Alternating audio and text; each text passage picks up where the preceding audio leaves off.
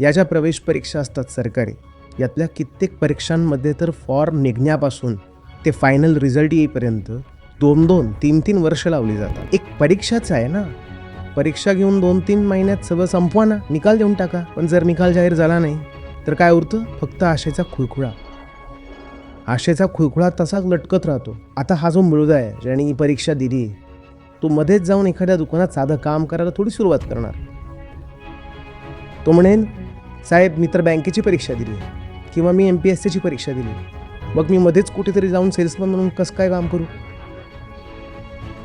आणि तो सेल्समॅन बनला होता, तो या 3 वर्षात हळूहळू पुढे सरकत जातो, तो प्रगती करतो. दुसरीकडे हा स्वतःला असं सांगत राहतो की मी पण काहीतरी करतो, पण प्रत्यक्षात तो काहीच करत नसतो. हे असं का होतं? कारण त्याच्या मनावर हे मूल्य बिंबवलंच गेलं नाही आहे की तारुण्यातली 20 ते 35 ही वर्ष जीव तोडून मेहनत करून आयुष्य सावरण्यासाठी असतात.